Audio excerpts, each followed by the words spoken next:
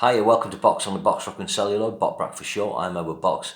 So I thought I'd do a little quick review of a film I caught at the cinema the other day, which is Godzilla Minus One. So I heard about this about a few weeks ago. It seemed to be getting good reviews, and a couple of friends recommended it.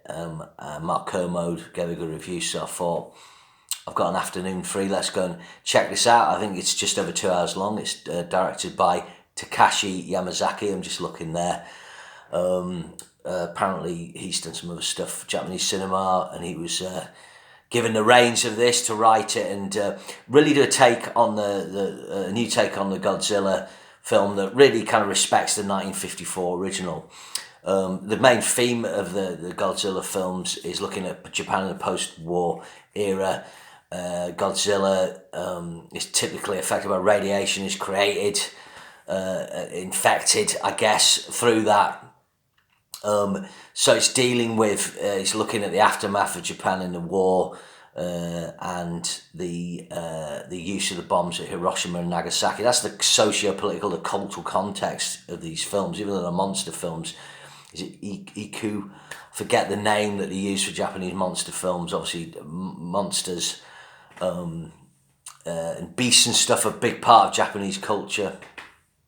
And other Far East, South Asian cultures as well. So what's good about this film, it has got people talking, again, as an example of where Hollywood's going wrong, and I think, again, Hollywood can learn from this.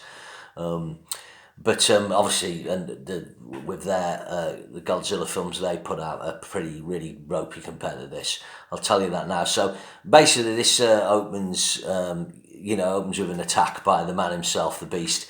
But the main character is a kamikaze pilot who's basically shirked out of a kamikaze mission. So if you had initiated kamikaze pilots in World War II, where pilots are often dive bomb ships, attack, but basically almost become like suicide pilots. I imagine someone would dive bomb and pull up, but some would just fly into stuff. So he's bearing a big guilt about that. Quite interesting for starters, looking at this. There's been big decimation from bombing where he lives by the US, obviously, and the Allies. And he's it sort of shows the process of him having to rebuild his life. He hooks up with a young woman who's taking care of a baby who's lost her parents, and they live together. And it goes on from there, and he takes a job on a ship that clears landmines that the US has dropped.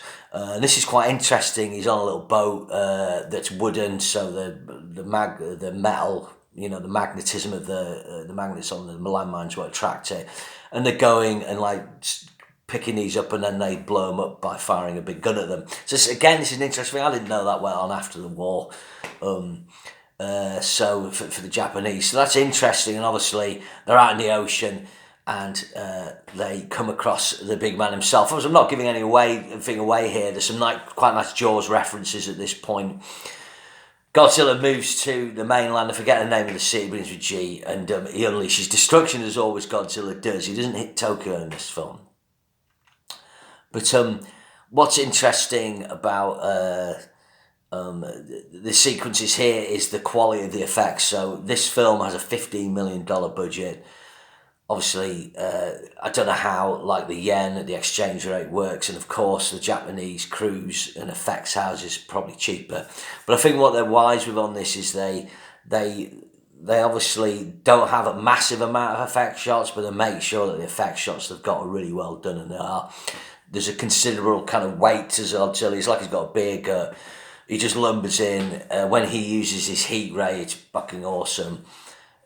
When he does an attack on the city, it's really good, like proper shotgun or proper like a nuclear bomb going off. So again, referencing the Nagasaki and Hiroshima things. As the film goes on, they have to come up with a way to defeat Godzilla. These bits are really good. It's about the people coming together.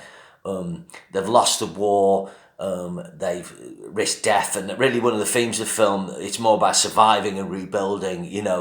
A lot of these people have risked death and have been kamikaze pilots and feel survivor's guilt, but the whole point is is, you know, don't go off trying to kill yourself. Try and survive. Try and live to rebuild. I think.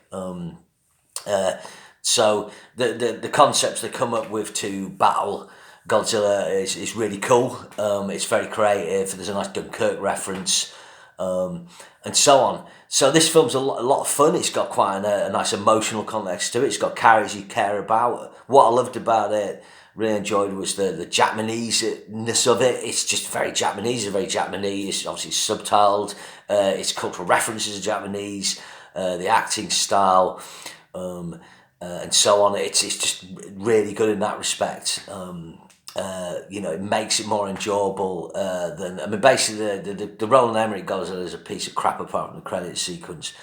The Gareth Edwards one is all right. I was kind of 6 out of 10 on that. The Godzilla Kings of Monsters was fucking shit, and I've got to say Kong Godzilla, I was excited about that, but it was wank.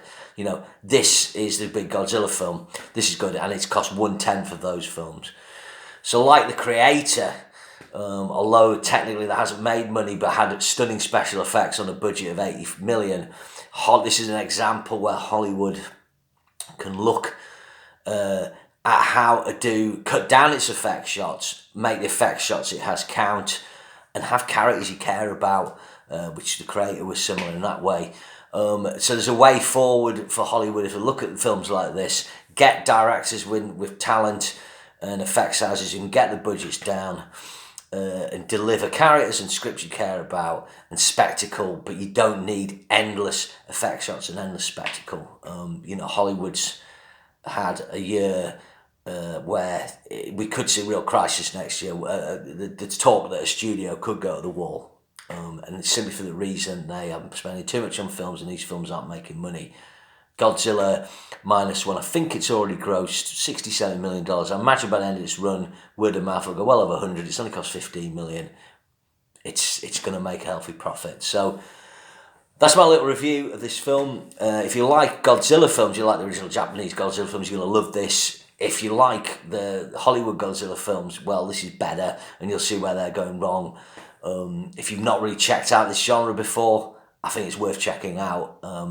You know, if you don't be put off by the subtitles, this is a blockbuster entertainment on a budget that's well worth checking out. Okay, remember to share and subscribe, and I'll see you again. Thank you very much.